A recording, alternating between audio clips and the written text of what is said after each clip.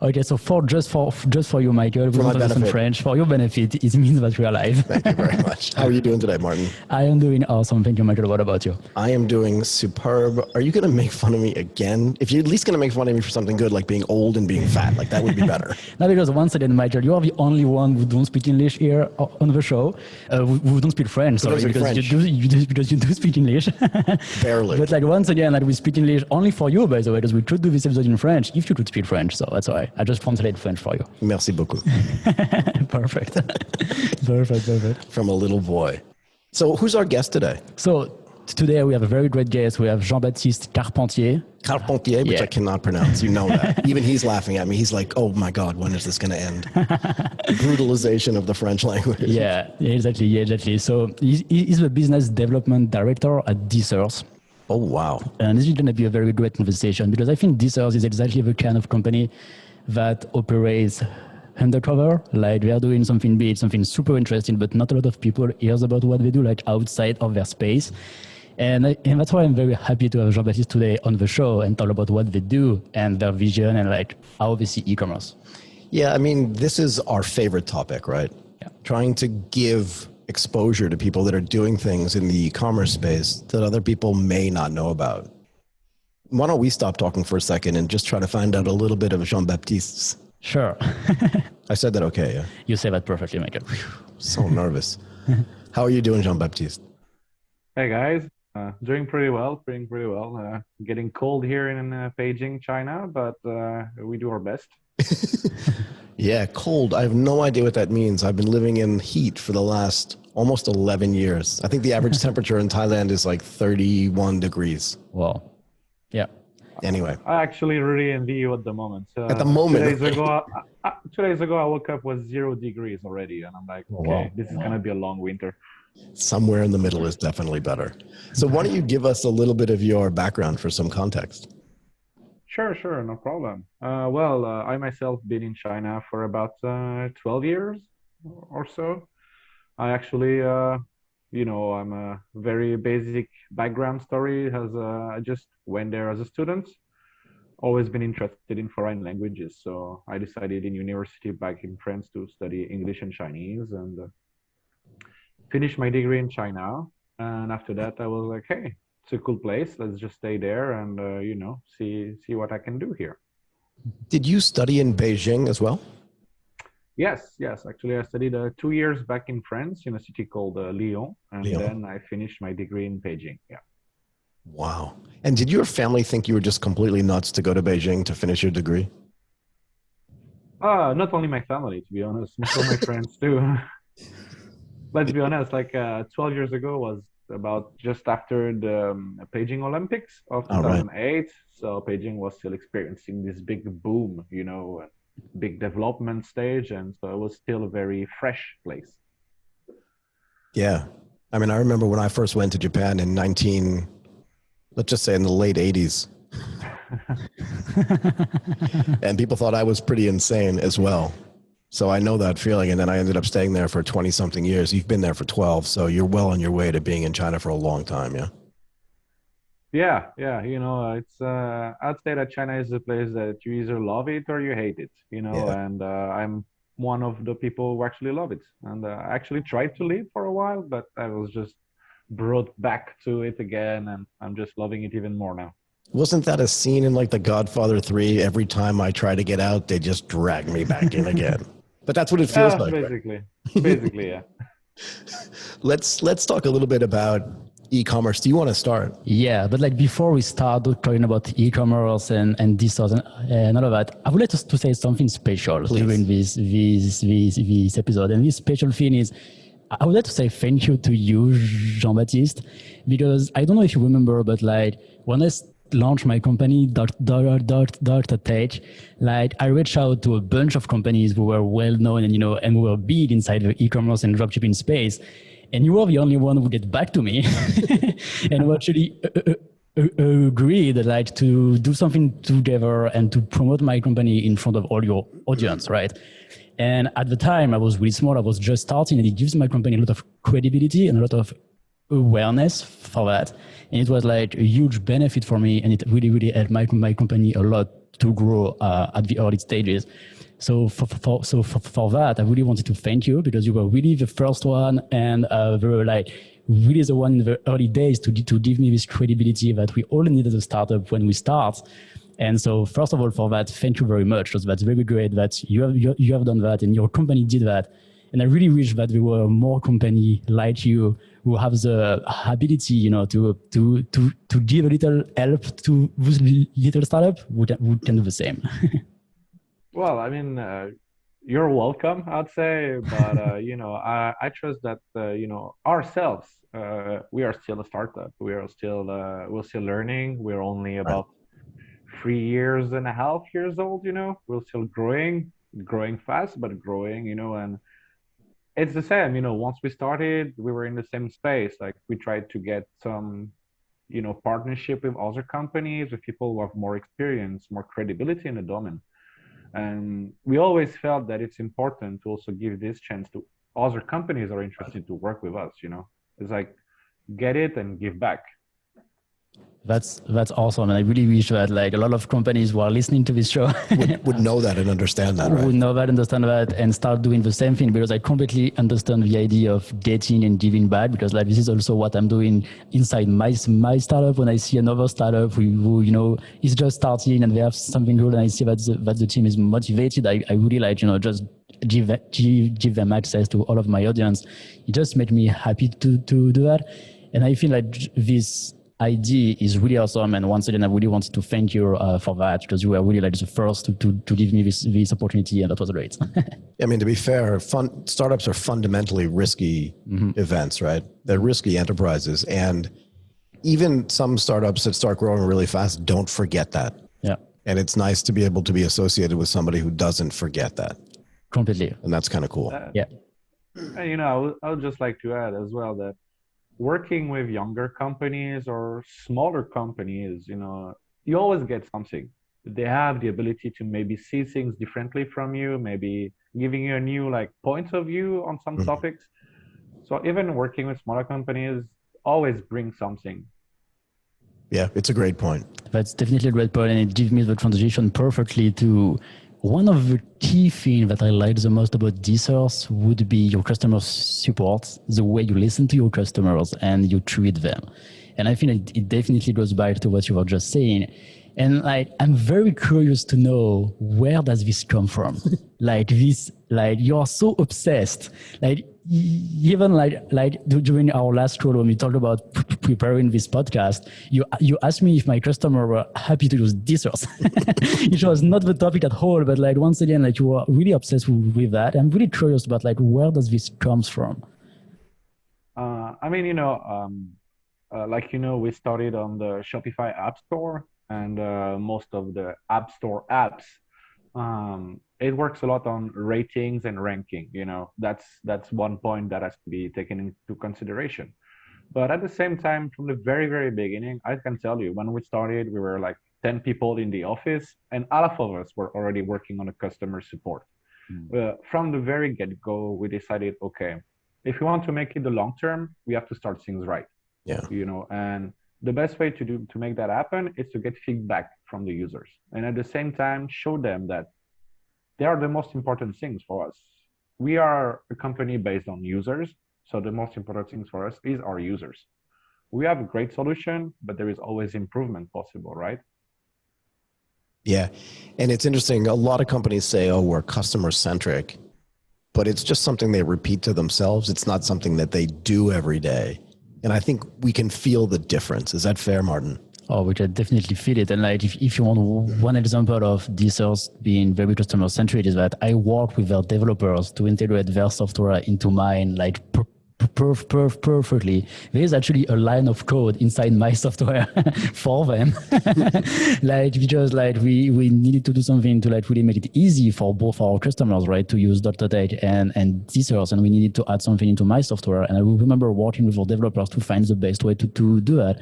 And it was very easy. In a few days it was done, and since then it just works and everybody's happy.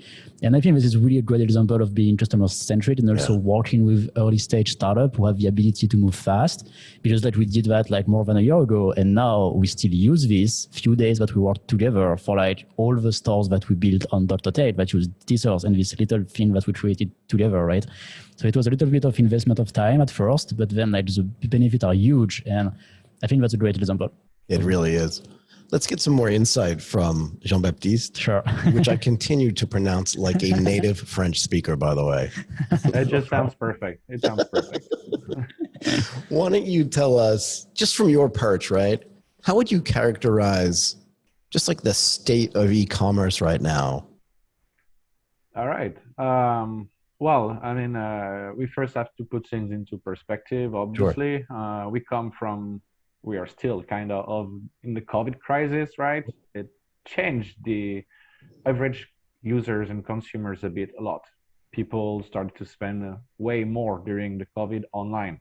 You just have to check Amazon's earnings and, Jeff Bezos, how much money he earned during that period, right? But exactly. I think that everybody working in the online industry, not only e-commerce, but obviously more e-commerce, online industry, they saw a huge spike into new customer, new users. So at the moment, we are in what we call the post-COVID. So we had this huge spike, and now things stabilized for a while, and now they're like slowing down. Obviously, there is another thing to take into consideration is that we're getting into the holiday season, what we call the holiday season. So the last 3 months of the year with a lot of different, celebrations like Halloween, Thanksgiving, Cyber Monday, Black Friday, holidays, end of the year holidays, Christmas, and so on. So there's going to be, we feel that there's going to be another slight spike, but we also expect that starting in January or so, things are going to slow down quite a lot. That's very interesting, because like, where do you think it will slow down? Basically people will have less time. People are getting back to their old habits. It's going to take some time, obviously, but people are going to, we can see that in a couple of countries, like say in France or in the US, it's shown more and more, but people want to, how can I say that? They want to support their local economy more now that, to help their economy of their country back on track. So now that things are safer, generally speaking, they tend to, okay, I'm going to buy this stuff like at this local store next to my place. Might be $2 more, but at least, it's $2 in the economy. It's something that we have to take into consideration as well. Yeah, I mean, there's a whole conversation to be had around digital transformation for local shops as well, by getting those shops online so that people can feel good about supporting their hyper-local stores, but still do it in a way that's more convenient, I think. Maybe you can tell us a little bit more about exactly what Deezers does. And if you remember from 3 years ago, like what was the whole genesis of the founding of this company? Sure. So Deezers basically is what we call the dropshipping solution or a dropshipping facilitator. Basically, from the very beginning, in the conception of the company, our goal was to make things easier for people who want to do dropshipping. We were the first company to work directly with AliExpress, which is one of the biggest online retailer and supplier in e-commerce industry. And we help people basically receive orders from their store to process them faster than ever, find new products, find better suppliers to increase their margins, and so on. Basically, we try to make every step that would take them a lot of time, make that as easy as possible and as fast, so they can focus on the basic, which is growing their store, growing their business. You talked about the genesis of the company. Yeah. I would go back to what I just said. Our goal is to make things simple. It's really our motto, if I can say that, is that we try our best so that the users, when they are starting to use us, there is, of course, a slight learning curve, like any new software you use, of course. Right. But once you know how to use Deezers, you shouldn't spend a lot of time on it. Basically, it's just somewhere you go, you click free button, and you're done for the day. Then you can spend the rest of your day doing something else that matters. But after those free clicks, yeah, we take care of everything for you, basically. Where do you think dropshipping fits into like the overall e-commerce landscape? Right, that's the main part of your business. But if you step away a little bit and look at e-commerce as a whole, where does dropshipping fit in? Dropshipping is not something new. Let's be honest. It's been around for as long as there has been e-commerce stores online, Amazon used to do some kind of dropshipping back in the day, Yeah. and they still do in some way. But I'd say that dropshipping is considered kind of a niche market, but that is steadily growing. Not a lot of people who know actually the term dropshipping. Most Yeah. people don't know the way it works. They know what is an online store. Okay. They know a couple of big stores online, maybe, but they don't know the back of it, I'd say dropshipping is like in the shadow, is like the big WooCommerce, e-commerce word, and then in the shadow you have the whole dropshipping word that's going on there, right? And what are the necessary tools you think for a dropshipper to be successful? And I guess in that context as well, how competitive has this space become? And then what separates, you're probably expecting me to say the good from the bad, but I'm more interested in what separates the good from the great, if that makes sense. All right, I know what you mean. I'd say that, okay, to start properly your business, it's like everything. To start properly doing dropshipping, you need first a store. So you need to, that's the first step, create your store. I'm Dr. Tech, yeah? Of course. Yeah, I'm Dr. Tech. You need to create your store. You can find different solutions, Dr. Tech, Shopify, WooCommerce, Wix. There are plenty of options available. That's the first thing. But the store creation is just a very tiny part of your business, actually. The second part you need is the product. What product are you selling, and where are they coming from? How are you going to send them to your buyers, So products, very important as well. Third part as well, the suppliers. Finding a good product is one thing. Finding a good supplier for this product is even better. Right. You need to make sure that, okay, let's say I found this nice pair of jeans, and I'm sure I can find a lot of people who want to buy it, but you can find a supplier that can do more than 10 per month. How are you going to supply this product, right? So, right. Yeah, it's a supplier. And lastly, I would say you need some help. So you need some tools to help you to do different things, being the marketing side, because you will need marketing if you want to grow, being order processing, tools like Deezers, of course, can help, and as well also tools to help you with your SEO. You need tools. You need some investment. It's cheap to start, but if you want to be successful, you might need to put back your earnings into investing. That's where a lot of people make mistakes as well. It's like, okay, hey, I made $150. It's good. I made $150 profit. Right. No, you should use at least $100 to put it back in your store, help it grow even more. And lastly, you ask me what's the difference between the good and the great. Yeah.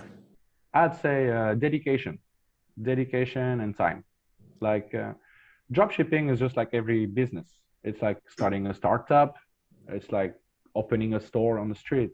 You might fail, and it's normal. Like not everybody succeed the first time. Actually, most people fail many times before they finally succeed, right? Mm. You need to take the time to learn everything that you can, learn from your mistakes, fail a couple of times maybe, but keep going and learn from it, and that's how you will become great. So there's a myth out there, I think, that says that if you run even a small to medium sized e-commerce business, we joke about this sometimes. It's a great way to earn passive income. You set up a stop, you connect to Deezers, and I want to talk about Deezers in more detail in a bit because I really want to understand like where it sits in the software layer and what it actually does. But there's a myth that says it's like passive income. Find a product, I don't care what it is, like collars for cats and dogs. And that once you have that, just let it run on its own. But is it really like that? Is this passive income really? I would compare that to becoming an influencer because influencers are the next big thing, right? It's like, Maybe. oh, it's easy to become an influencer, and then you will get contracts, and they will send you free products and all. But how do you become an influencer? You don't become an influencer just because, oh yeah, I started my own YouTube channel, or I started my own podcast, or it doesn't work like that, right? You need to actually put a lot of work into it and grow your community and so on. Building your own store, being your own dropshipping business is similar. It's Yeah. only I would say, I would call them the gurus and the course sellers that it's their line of work to make you believe, yeah, just do that, you're gonna make a ton of money. Real life is not like that. Real It's not. life is, yeah, you need to put the time on it. You need to, like I said, fail, succeed, try different things, and then yeah. It's working, definitely. And like you were talking about the importance of the suppliers just before. And I wonder if you already have the case of one of your customer using Deezers for finding like the suppliers and, like working with them, like who outgrew the suppliers, become too big. And like he's selling too much. And like the suppliers was super good for sending maybe like 1,000 products, let's say a week, but he's selling 1,500. So what's happened in this case? We actually like have different cases about that. Like, so there are two different things that we do at Deezers to help with the supplier side. First off, we have something called a Supplier Optimizer. It's one of the feature that we're the proudest about. Basically, if a user needs to find a new supplier for a specific product, they can use this tool, and we will help him to go through the whole of AliExpress through with the use of the API and find other suppliers with maybe better rating or lower prices that sell the exact same product. Basically, we help the seller to find a new supplier, which we can maybe give him better prices, more volume, and be there to help him. The second part that we do, we also have our own line of supplier, if I can call them like that, because we are based in China. We have a good, communication with local manufacturers and suppliers and so on. So we are also able to find product for our users. So let's say we have some users, like you said, they were having maybe 1,000, 2,000 orders per week. But once they reach the next step, which was like 5,000 orders per week, which is like, we're talking big users there. I was like, okay, how do I do? For me, 10 cents, 5 cents is already a huge difference, when we talk about this kind of volume, right? So they contacted us, and we have this kind of like program, call it the mask supply program, with which we help our biggest user to find, and we go out and for them look for new suppliers, cheaper prices, and then we'll deal with their orders ourselves. That's cool. When you say you deal with the orders yourself, like do you have a warehouse? Do you handle the shipping and all of that? Yeah, basically, yeah. We it's a program that we started about a year ago. We are, growing steadily because we don't want to take things too fast, and we want to make sure to, like I said, keep the service level more than we don't do things half, like we want to make sure that our customers are happy. So we'll actually limit the people who want to apply to that to make sure that we can keep on giving them good quality service. Interesting. That's interesting. Yeah, please go ahead, Michael. So how do people find out about you? In other words, if I start an e-commerce store tomorrow, how do I find out about Deezers? Right. I remember when Martin first came to me and he was very proud and very happy. He goes, I'm going to be dealing with Deezers. And I was just like, that's great. But what does that mean? Do you know what I mean? Because I don't see any marketing, and I'm all over the internet. I get retargeted for everything. If I just think about something, I get retargeted for it. But I don't think I've ever seen an ad or any kind of retargeting for Deezers. How do people find you? How do they even know you're there?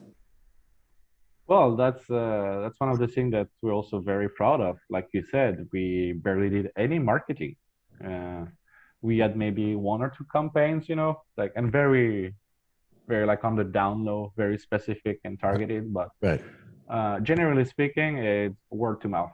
For us, this is the mark trust. I would say we are very focused on our customer and giving them the best service. And we also really believe in our solution on what we can do for our users. So people who know what we can do exactly, they tend to recommend us more than what other company could be, you know.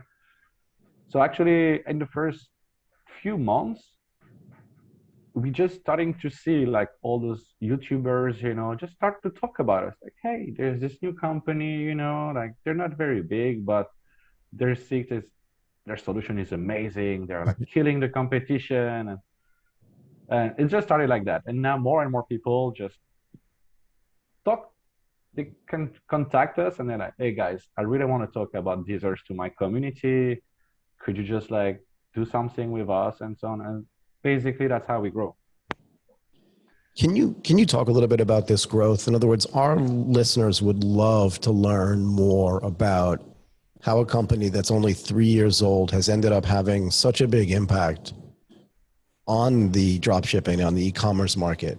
Like you said earlier that dropshipping was this niche. I think people misunderstand the word niche for small, and it's not small, right? And I don't think you Yeah, misunderstood the word at all. That's not my point. But I think people that listen would think, oh, it's small because it's a niche. A niche means it's just a gap in the market that somebody needs to fill. And that niche could be huge. In this case, I think it is. But I'm really curious, and the listeners would be super curious to know and to learn about how you went from just like 10 people in an office. I don't know how many people are there now, but it must be more than 10. Not just to have that growth, but to manage that growth over time, because a lot of companies die not because their product is bad or because, you know, they can't do it, but because they can't handle that super fast growth. well, to go back to how we started, you know, I'd say that we try our best to keep things simple internally. You know, we don't want to overdo.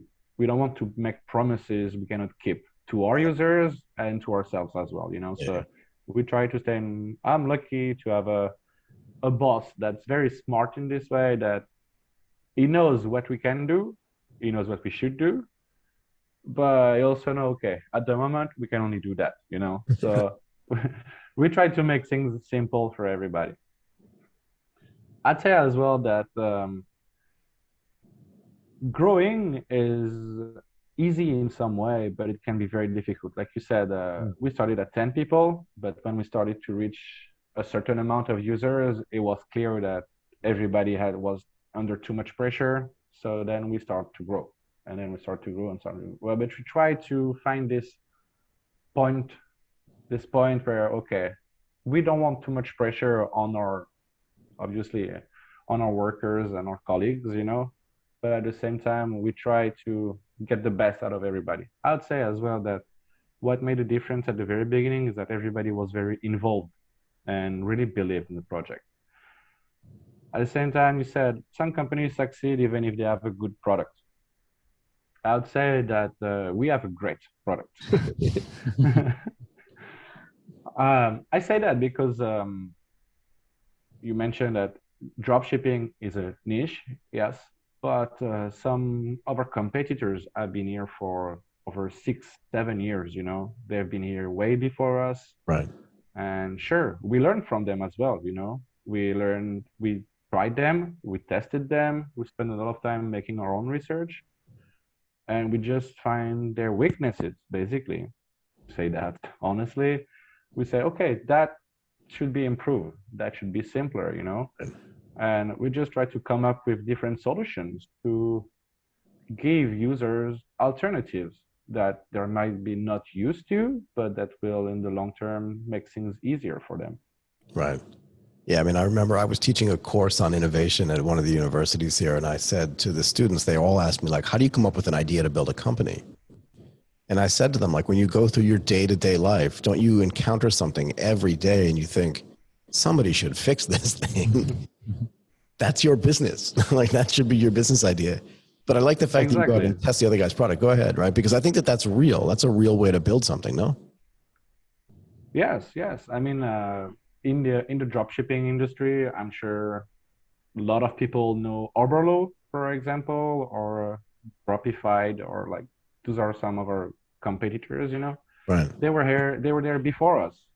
They were, I mean, they were doing things okay. I'm not gonna say they were bad, you know. I mean, they're the ones who paved the way as well, you know. They made things happen on their own time. But then, you know, you have this new young hungry dog that arrives and is like, okay, I'm hungry and I feel like, okay, I know how to get that done. So like I said, we just took some ideas from them, then we worked on them, we worked on improving them, and at the same time, like I said, because we're based in China, we worked hard to be working with AliExpress directly, Right. which was as well a decisive factor, I believe, and gave us access to better connection and better way to process our products and orders.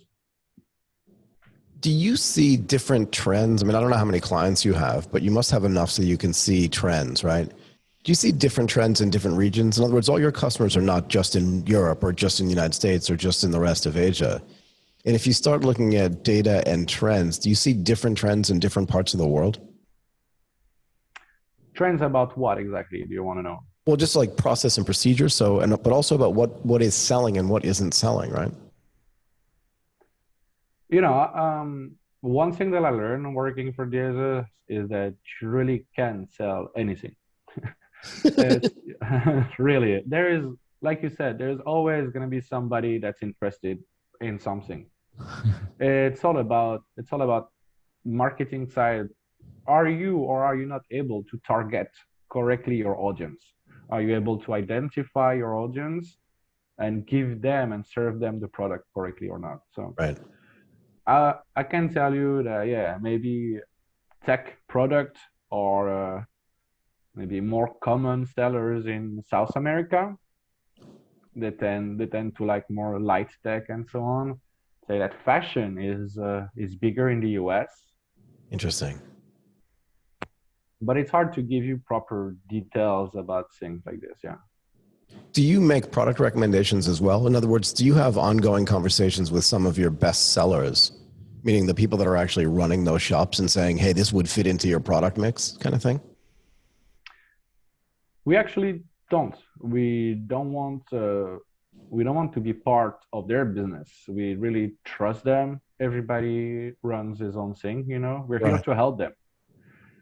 If, like I said, like I mentioned before, if they reach a certain level of orders and so on, and they want some help to find, okay, if they reach to us and say, okay, guys, I'm looking for this product, maybe you can help us.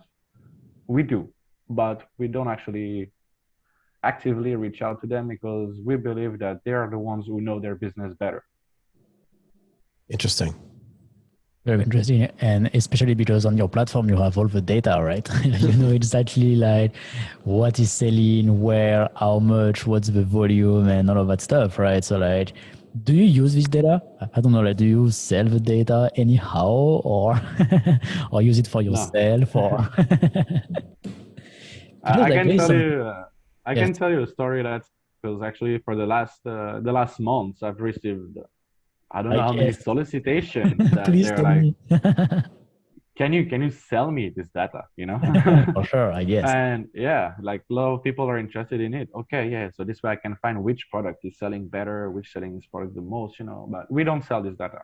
Stuff. We use it ourselves to make sure that okay, you know, we see it by example, like this toothbrush has been selling like crazy for the last 6 months. So we're gonna use it ourselves to try to find new suppliers for this toothbrush. Right. So in case one of our users like, okay, I'm looking for a big supplier for this toothbrush, can you help me? At least we'll have it in our database and we'll be like, okay, here it is. So we proactively look for new suppliers for our users, but we don't really, you know, we don't want to impede on their data and we don't want to sell it. Yeah, it's probably better that way. Yeah, completely better that way. I completely agree with you. So can I ask you this?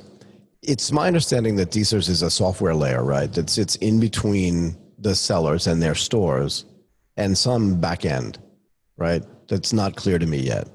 But can I just, Okay. it's okay. Can I just understand, let's say I'm a seller and I'm not using Deezers and then I install it or I connect to it. I'd love to know how that works. But what's the before and after look like to me, right? I understand that it makes me more efficient, but maybe you could break it down into like little pieces for me, things that I'm doing on my own before I work with Deezers, and then things that I don't have to think about afterwards. Does that make sense? Yeah, sure. So I have to introduce a bit more about what is exactly dropshipping to Perfect. explain the role of Deezers there. But dropshipping, basically, so you have your online store on one side. This is an entry place where you put products. You just advertise products that you don't actually have physically in most cases. Right. Once you receive an order for one of your products, then you pass that order to your supplier. Your supplier is on another platform, most likely AliExpress, Alibaba, or like one of those big retail platforms, you know. If you don't have a tool in between to help you, that means you have to manually pass this information from your store to your big retailer platform. That means you have to manually copy all the information about the address, finding the right product back in the retailer, manually place that order, and so on. It's extremely time consuming. I invite anybody to try to just do 10 in a row, and it would drive you crazy. Deezers sits in between. Basically, with Deezers, you connect your store to Deezers, and then you also connect the big retailer, AliExpress, to Deezers. Deezers is kind of a middleman. So once you receive a new order in your store, this order with all the information about the product and the future customer are transmitted inside of Deezers. Deezers, as a tool, is able to then pass all of those detailed information and find the product on the retailer automatically, so you can place the order in just one click. Instead of spending 10 minutes to copy all the information, find the right product, make sure you select the same color, make sure you select the same size, you don't make a mistake in the address. Deezers does that for you automatically, basically. So this is interesting. So this is a really complex piece of software, right? Because let's just break this down to like a one product and one store universe, right? So if I'm selling watches is the example that I like to use, right? But if I'm selling watches and I have this one watch, let's just call it, I don't know, the Michael watch. Every time I get an order, I have to go to AliExpress and then place the order on AliExpress and make sure I have the right color and the right size and the right shipping address as well. But what you're saying is I get that order on my store and then I do nothing because it's automatically connected and automatically already knows what that product is. Yes, basically. So, am I using a PIM on my side? Is there a PIM on your side? Like, how does that work? Basically, on Deezers, you're able to connect the supplier that you're using to the product you're selling in your store. Right. So we are used as like the missing link between the store and the supplier. This way that all the information from your retailer is directly transmitted to the store and vice versa. Okay. Do you do shipping as well? In other words, let's say Martin orders one of my fancy watches. I mean, he probably can't afford it, but let's say he could. If he orders I'll buy one for him. He's so kind. You're very kind, you see. Very kind. And I will have a new watch, perfect. I just sold two. I just sold 2 watches. I should do this show more often. No, but let's say he buys one of my watches. Do I need to know his shipping address, or does Deezers handle that for me as well, and the back-end 3PL stuff? Well, when he places the order on your store, he will input his address, right? Right. So this address that he input will be transmitted inside of Deezers. We don't save that data for more than 10 days, by the way. It's just so that we can process the order. But then the address is transmitted inside of Deezers. We then just transmit all of this information to the supplier, and the supplier will ship the product. So we don't do the shipping. We just transmit information efficiently, basically. That's the main thing of Deezers. And also, if I can add something, that I hear my customer saying that they like a lot with Deezers is that they can in one click like just import products like directly from the platform, and the numbers of available products is also imported. So like, for example, if there's only 1,000 available product like items of these specific products, then on our store, we cannot sell more than that. So we don't have an issue of selling too much, and then on the supplier side, they cannot fulfill it. Fulfill it because there is way too much people who sell the same product in different regions, for example, and then we have this problem. And this doesn't happen because you also link with the stock, basically. So and that's great. Yes, yes, it all goes down after to what we call the other features. So the first one would be helping people to find new products to sell. It's always that you have like I said, you have a nice watch, Michael, right? I do. What you're selling is doing good, right? But really well. If you want to expand your business, maybe you want to find a second watch to sell, right? So maybe, okay, you have a watch for men, maybe you want to have one for women, So then you need to import this product, right? With Deezers, you're able to simply import the product and all the related information from your retailer to Deezers. Deezers will save all the information, and then from Deezers you can directly put it online on your store. Text, free clicks again, so very simple. At the same time, like Martin mentioned, we keep track of all the inventory, keep track of all the price changes from your supplier to make sure that your margins, stay stable. Let's say that your supplier was selling this watch for $150. And now it suddenly changed the price to $300. It's like it doubled this price, your margin just disappeared. You're maybe actually losing money now, right? So we make sure to notify you every time there is any changes on the product. Again, we also have other features, like we can help with automatically pricing your product. This way that every time you publish a product with some formulas, you can directly apply a markup on your product. This way you can make sure that your margins are safe, and you can make sure that every time you publish a product, you're sure to make at least $5 profit or something like that. So that's interesting. You provide dynamic pricing. In other words, I can just say whatever the price that I get is, the price on my website is just 10% higher without fixing that price. That's kind of cool, right? Yeah. Because again, if you have one product, pricing is okay. But if your store starts to have maybe 100 products, it starts to be very, very time consuming. So we go back to what I told you, what is our basic motto: simplifying things. We try to make sure that every operation that would take you maybe an hour every day to 2 hours every day, with Deezers, that'll take you 10 minutes.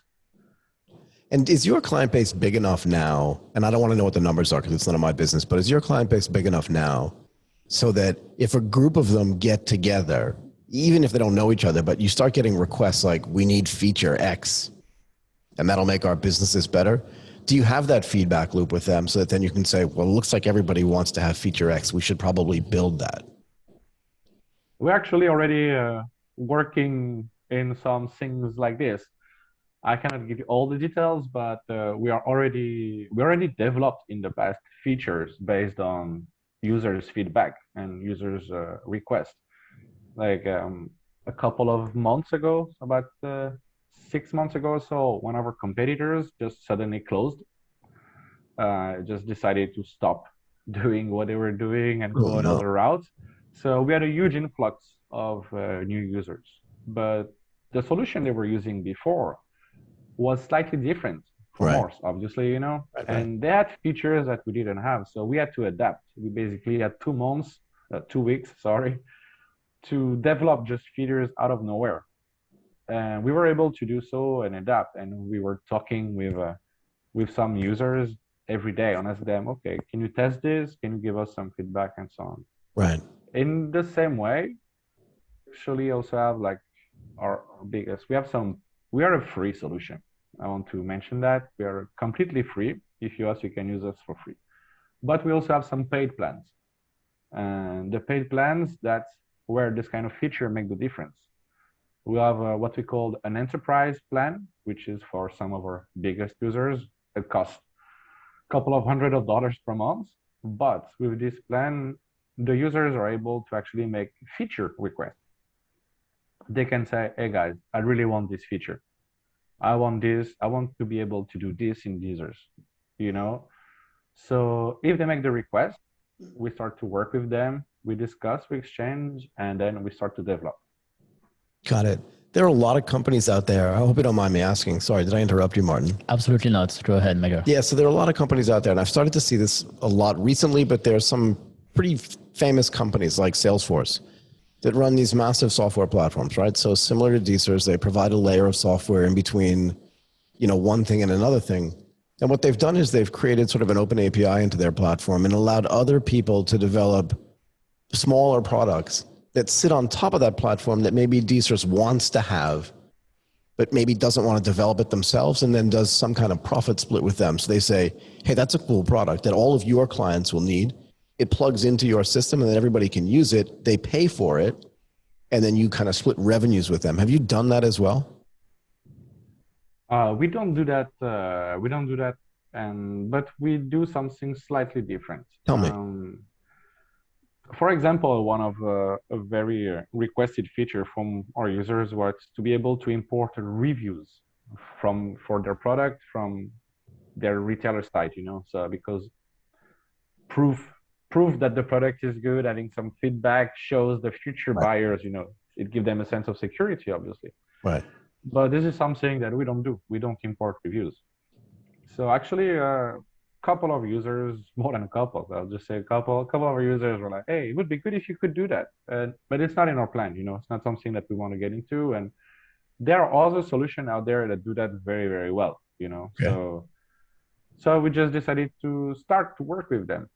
We integrated with one, but we also don't limit ourselves to this one. If our users are like, okay, this one is good, but I'd prefer the other solution that does the same thing.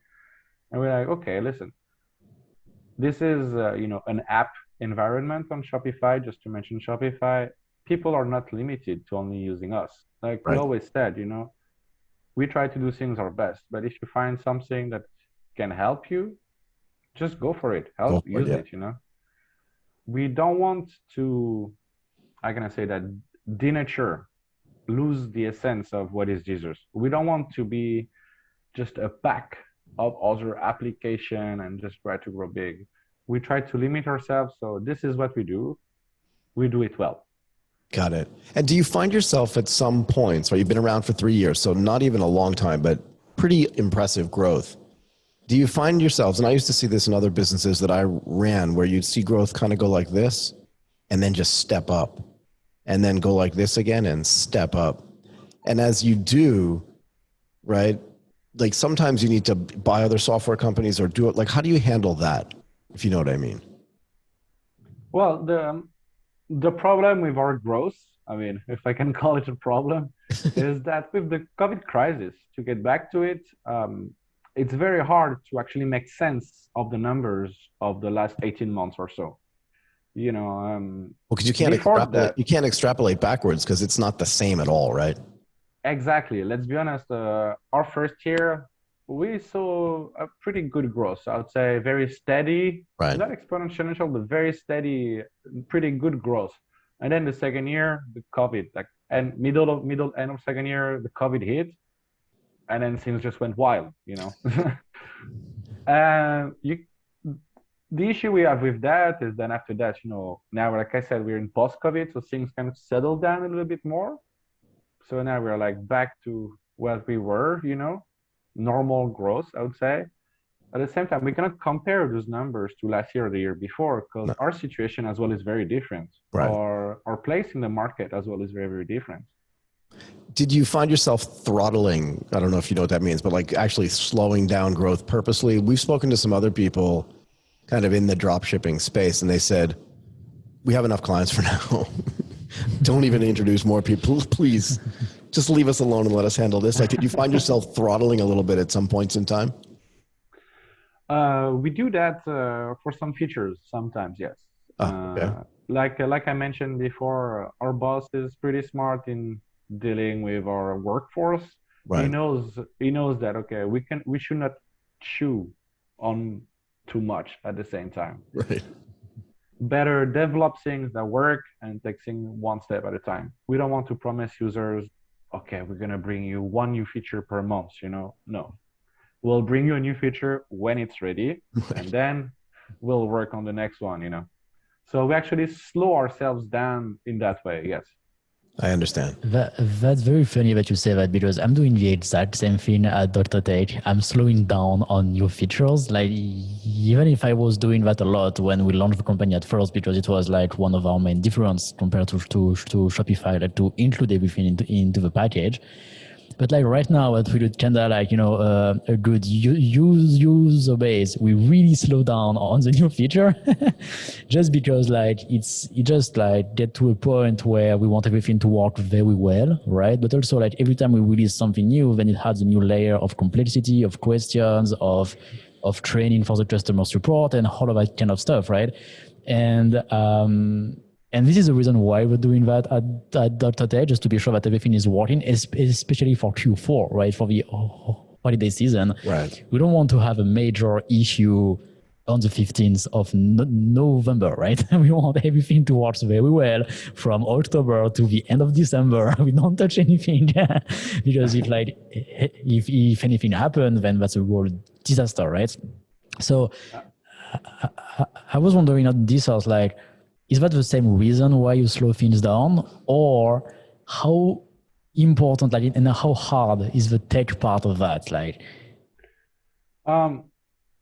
yeah, to get back to you about the holiday season, for example, yeah, it's when you know that you're gonna have a very busy period, or we just come out in China from a 1 week national holiday. That was a national week, so we slowed down things like a week in advance, because we know, okay, we shouldn't put anything online a week before a national holiday, because if there is a problem, nobody's going to be here. So Right. we try to adapt in advance we know the events are coming.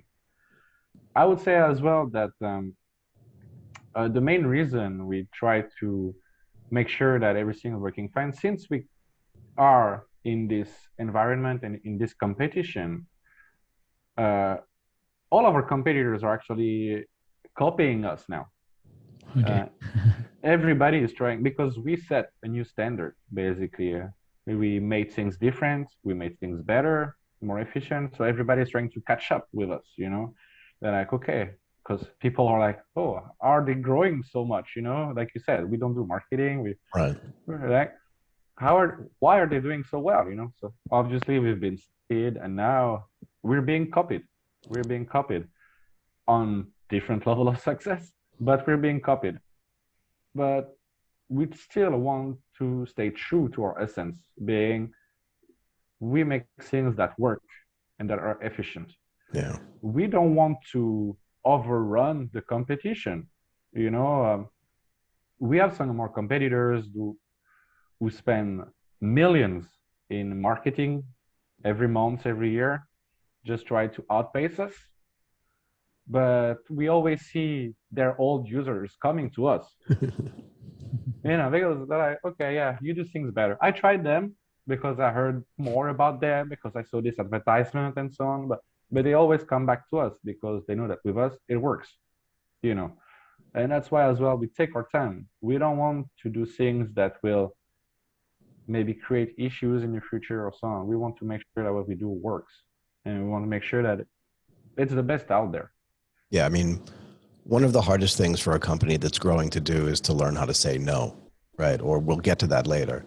We understand, we've heard your feedback, we'll get to that. But you don't want to throw products out there that aren't ready, and you don't want to take on too much growth, because that will also kill you potentially, right?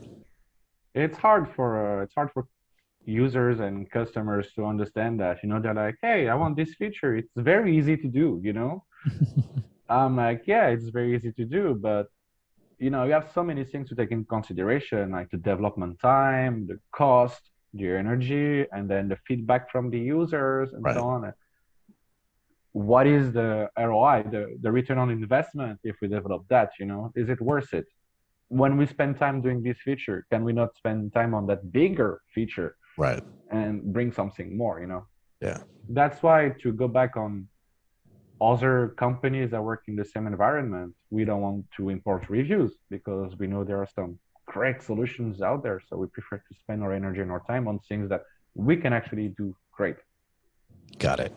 That definitely makes sense. And I'm wondering, like, what's the future for Deezers? How does the 5 next years look like?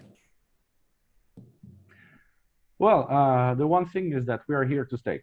I think it's a very important point to make because I've seen a lot of startups who just go big and then just disappear.